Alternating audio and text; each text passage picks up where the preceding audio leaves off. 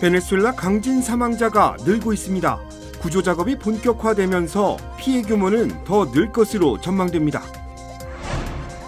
환태평양 조산대의 움직임이 심상치 않습니다. 로스앤젤레스 등 서부 지역에도 비건 경고 등이 들어왔습니다. 연방대법원이 이민과 총기 규제 관련 주요 소송에서 트럼프 대통령의 손을 들어줬습니다. 오하이오주 주택가에서 가스 폭발 사고가 발생했습니다. 주택들이 전소되고 부상자도 보고됐습니다. 뉴욕시가 주거 안정화를 위해 아파트 임대료를 동결할 것을 확정했습니다. 전체 가구의 40%가 수혜를 받을 것으로 전망됩니다. 시청자 여러분 안녕하십니까? KBS 아메리카 뉴스입니다. 베네수엘라 강진으로 인한 사망자가 920명으로 늘었습니다. 군 병력과 해외 구조대원들이 구조 작업에 본격 투입되면서 피해 규모는 더 늘어날 것으로 전망됩니다. 김성수 기자가 보도합니다. 규모 7.2, 7.5의 연쇄 강진이 발생한 현지 시각 24일 이후 200여 차례 여진이 이어진 베네수엘라. 호르헤 로드리게스 국회의장은 이번 지진으로 인한 사망자는 920명, 부상자는 3,360명이라고 발표했습니다. 사망자 수는 불과 몇 시간 전 임시 대통령 발표 때보다 300여 명 늘어났습니다. 군병력과 해외 구조대원들이 구조 작업에 투입되면서 피해 집계가 증가한 걸로 보입니다. Edificios afectados entre viviendas unifamiliares y viviendas multifamiliares, 383 edificaciones. 지진으로 발전소가 멈춰서고 주요 항구가 폐쇄되는 등 기간 시설도 마비됐는데 재가동 시점은 불투명합니다. 유엔은 이번 지진으로 5만 명이 실종되고 676만 명이 직간접 피해를 본 것으로 추산된다며 구조 인력을 늘리겠다고 밝혔습니다. Our thoughts are with the survivors, and I would say particularly with those who do not know if their loved ones are dead or alive in the rubble. 현재까지 파악된 이번 지진으로 인한 교민 등 우리 국민 사상자는 없습니다. 워싱턴에서 KBS 뉴스 김성수입니다. 베네수엘라 강진에 이어 전 세계 지진의 90%가 집중돼 이른바 불의 고리로 불리는 환태평양 조산대가 일제히 요동치고 있습니다. 일본과 필리핀, 중남미를 잇는 연쇄 강진의 충격 속에 미 최대 인구 밀집 지역인 LA를 포함한 서부 전역에도 초대형 지진, 즉 비권의 경고등이 켜졌습니다. 환태평양 조산대 지진의 서막은 일본 북동부 해안이었습니다. 일본 이와테현 동쪽 앞바다 지하 31마일 지점에서 규모 7.2의 강력한 지진이 발생해 출근길 도심이 마비됐습니다. 오늘 일본 기상청 발표에 따르면 어젯밤 일본 야마나시현에서 진도 5.6 지진이 발생했습니다. 지진으로 도쿄에서도 흔들림이 감지됐습니다. 같은 날 필리핀 민다나오 섬 남쪽 해역에서 규모 6.5의 강진이, 중미 니카라과에서는 규모 5.2의 지진이 잇따랐습니다. 이 같은 글로벌 연쇄 강진의 충격파는 태평양을 건너 미 서부 지각까지 직접적으로 자극하고 있습니다. 이미 캘리포니아 북부 멘도시노 카운티 인근에서 규모 5.6의 강한 지진이 발생해 수백 마일 떨어진 세크라멘토와 산호세 주민들의 긴급 재난 경보가 울렸습니다. 인명피해는 없었지만 지질학자들은 이번 지진이 단순한 일회성 진동이 아닌 캘리포니아 전체를 관통하는 거대 단층대가 본격적으로 깨어나고 있다는 명백한 전조 증상이라고 경고하고 있습니다. 특히 LA를 포함한 남부 캘리포니아 지역의 위험성은 현재 최고조에 달하고 있습니다. 지구물리학 연구저널에 발표된 최신 컴퓨터 시뮬레이션 모델에 따르면 남부 캘리포니아 주민 2천만 명이 살고 있는 샌안드레아스 단층과 하신토 단층대의 압력이 과거 1000년 역사상 가장 높은 수준에 도달한 것으로 확인됐습니다.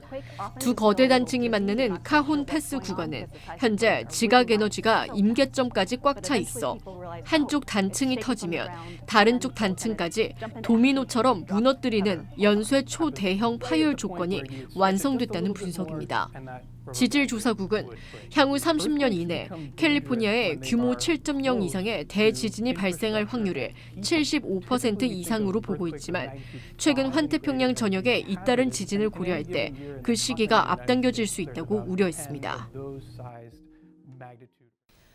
연방대법원이 이민과 총기 규제 관련 주요 소송에서 트럼프 행정부의 손을 들어줬습니다. 대법원은 보수 성향 재판관들의 주도로 6대3의 압도적 판결을 내리며 국경에서의 망명 신청 제한 조치와 총기 소유권 확대를 옹호했습니다.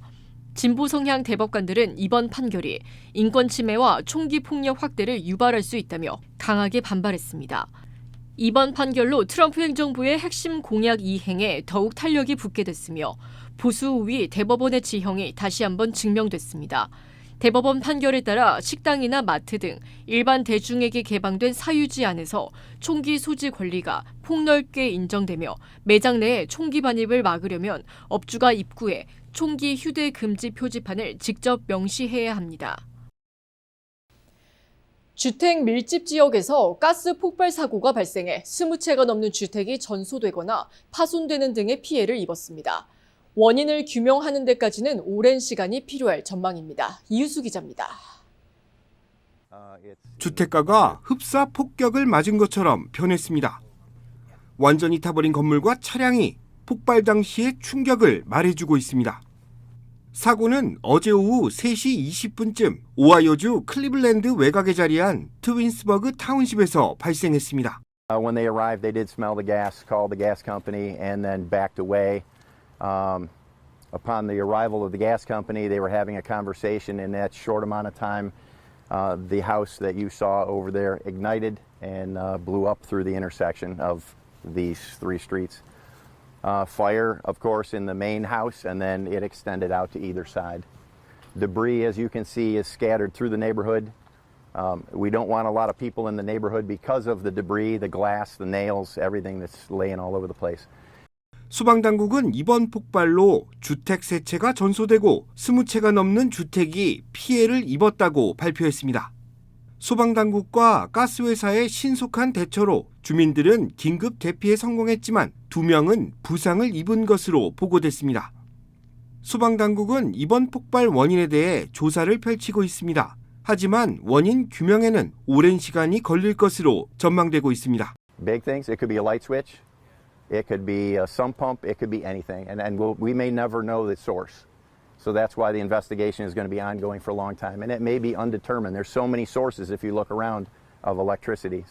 소방당국은 폭발 지역으로 통하는 가스관을 전부 차단하고 조사를 진행하고 있습니다.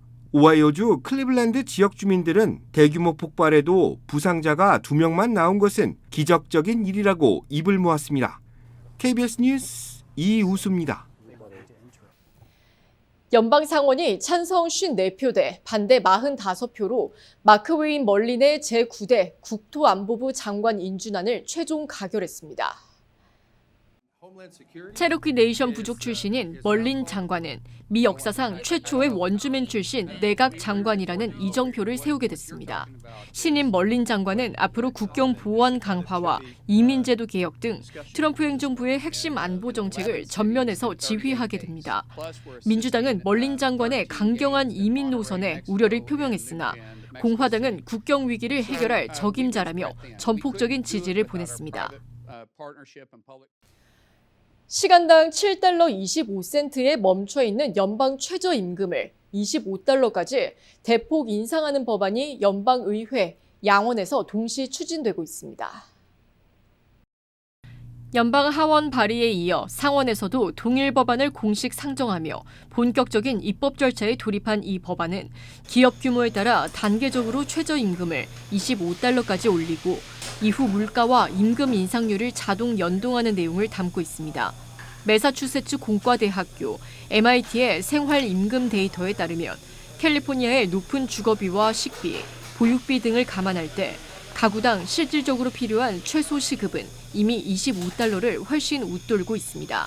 캘리포니아주 예산 정책센터 역시 인플레이션을 잡지 못하면 임금 상향은 효과가 제한적일 수밖에 없다고 분석했습니다. 연방 최저임금 인상이 저소득층을 대책이 될지 아니면 전반적인 인플레이션 상승은 물론 대도시의 현실을 반영하지 못한 대안에 그칠지 주목되고 있습니다. 최고의 한인 암 전문의와 함께하면 치료가 달라집니다. LA 한인타운과 부에나파크에 위치한 USC 노리스 종합암센터. 언어나 문화적 어려움 없이 치료에만 집중할 수 있도록 한인 의료진이 상담하고 진료해드립니다. 다양한 분야의 전문의들이 협진을 통해 진단과 치료에 최선을 다하며 임상시험 참여의 기회도 제공합니다. 환자를 먼저 생각하는 마음. USC 노리스 종합암센터. 오늘 예약하십시오. 뉴욕시 임대료 가이드라인 위원회가 약 100만 가구의 렌트 안정화 아파트 임대료를 동결하기로 결정했습니다. 조란 맘다니 뉴욕시장의 핵심 공약이 취임 6개월 만에 현실화됐습니다. KBTV 김은지 기자입니다. Motion passes. 뉴욕시 임대료 가이드라인 위원회는 어제 저녁 표결을 통해 약 100만 가구의 렌트 안정화 아파트 임대료의 인상률을 0%로 결정했습니다. 표결 결과는 찬성 7표, 반대 1표였습니다. 이번 결정에 따라 올해 10월 1일부터 내년 9월 30일 사이에 체결되는 1년과 2년 임대차 계약은 모두 임대료를 올릴 수 없게 됩니다. 특히 1년 계약 동결은 과거에도 있었지만 2년 계약 임대료까지 동결된 것은 임대료 가이드라인 위원회 역사상 처음입니다. 이번 조치는 조란 맘다니 시장이 선거 기간 내세운 핵심 공약인 임대료 동결을 실현한 첫 대형 정책으로 평가됩니다. 맘다니 시장은 취임 직후 위원 9명 가운데 6명을 새로 임명하며 임대료 동결 추진 의지를 보여왔습니다. KBTV 뉴스 김은지입니다. 캘리포니아 글렌데일시가 경제적 어려움을 겪는 저소득층 세입자들을 위해 최대 6개월 렌트비와 공과금을 지원합니다. 글렌데일시는 임대료 지원과 주거 안정 프로그램 그라스프 신청을 오는 7월 6일부터 20일까지 2주간 접수한다고 밝혔습니다. 지원 대상은 지역 중간 소득의 80% 이하인 글렌데일 주민으로 최근 1년 이내 실직이나 소득 감소, 과도한 의료비 지출 등으로 주거 위기에 처한 가구입니다. 특히 시 당국은 신청 과정에서 세입자의 이민 신분 정보를 요구하거나 보관하지 않는다고 강조했습니다. 지원금은 시 재정 상황에 따라 시급성 등으로 고려해 우선순위대로 지급될 예정입니다. 2026 피파 북중미 월드컵 영향으로 전국의 호텔과 관광업계가 유례없는 호황을 누리고 있는 것으로 나타났습니다. CNBC 보도에 따르면 샌프란시스코, 뉴욕, LA 등 주요 경기 개최 도시의 호텔들은 객실이 매진됐으며 이를 평균 객실 요금과 매출이 역대 최고치를 경신하고 있습니다. 관광 당국은 이번 월드컵을 통해 유입된 전 세계 축구 팬들이 요식업과 항공, 숙박업 등에 막대한 자금을 지출하면서 지역 경제에 수십억 달러 규모의 파급 효과를 내고 있다고 분석했습니다. 트럼프 1기 행정부에서 국가안보보좌관을 지낸 후 대표적인 트럼프 비판론자로 활동해온 존 볼턴 전 보좌관이 기밀문서 유출 혐의에 대해 결국 유죄를 인정했습니다. 연방검찰은 볼턴 전 보좌관이 재임 시절 다루었던 극비 정보를 퇴임 후 자신의 회고록 출판과 개인적 목적을 위해 무단으로 반출하고 유포했다고 밝혔습니다. 그동안 강하게 혐의를 부인해 오던 볼턴은 재판 과정에서 심경의 변화를 일으켜 혐의를 시인했으며 이로써 오랜 기간 이어진 법정 공방은 존 볼턴 전 보좌관의 유죄 인정으로 일단락됐습니다. 볼턴 전 보좌관은 최대 225만 달러의 벌금형과 최고 5년의 징역형에 합의한 가운데 선고 공판은 10월 28일 열릴 예정입니다. 연방예금보험공사 FDIC가 부실은행과 경영진에 대한 무더기 제재 조치를 발표했습니다. FDIC는 부실 우려 은행과 전 현직 경영진을 대상으로 내린 총 23건의 행정 제재 명단을 전격 공개했습니다. FDIC는 위법 행위를 저지른 임직원 7명에게 금융권 재취업을 영구 금지하는 참여 금지 명령을 내렸고 1명에게는 퇴출과 함께 피해 자금 배상 명령을 부과했습니다. 또한 경영 건전성에 문제가 드러난 은행들에는 시정 조치를 요구하는 동의 명령과 벌금을 부과했습니다. FDIC는 제재 명단과 상세 내역은 홈페이지에서 확인할 수 있다고 밝혔습니다. 애플의 CEO 팀 쿡 최고 경영자가 전격 사임을 발표했습니다. 쿡 CEO는 앞으로 경영 일선에서 물러나 집행위원장직을 맡아 회사의 장기 전략을 지원할 예정입니다. 애플을 세계 최고 가치의 기업으로 키워낸 쿡 CEO 후임자로 존 터너스 하드웨어 엔지니어링 수석 부사장이 임명됐습니다. 터너스 신임 CEO는 아이폰과 맥북 등 애플의 핵심 제품 개발을 주도해온 인물입니다. 시장은 인공지능 전환기를 맞이한 애플이 이번 세대 교체를 통해 어떤 혁신과 변화를 보여줄지 주목하고 있습니다.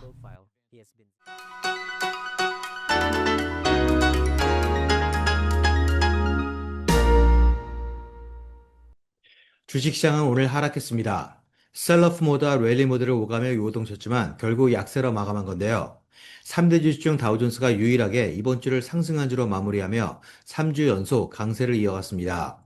반면 오늘까지 5일 연속 떨어진 내스닥과 S&P 500은 나란히 3주 만에 하락한 주로 꺾이며 최근 2주간 상승분을 싹 다 반납하고도 추가 하락했습니다. 국제유가와 국채금리가 동반 하락한 가운데 미시간 센티멘트는 예비치를 웃돌며 선방했고 5년 인플레이션 기대치 역시 예비치를 밑돌며 안도감을 줬습니다. 그럼에도 고물가로 인한 금리 인상 가능성에 대한 공포심은 여전히 사라지지 않으며 투자 심리를 꾸준히 압박했습니다. 특히 어제 상승분의 42%를 반납하며 약세로 꺾인 마이크론 테크놀로지는 반도체 주들을 일제히 끌어내리며 위기감을 더했습니다. 그런 가운데서도 어제 14개월 만에 최대 낙폭을 기록했던 애플과 함께 전 종목이 모두 동반 하락했던 매그니피센트 세븐은 오히려 5종목이 반등세로 돌아서는 엇갈린 흐름을 나타내 그나마 상황이 악화되는 것을 막아섰습니다. 지금까지 김지한이었습니다.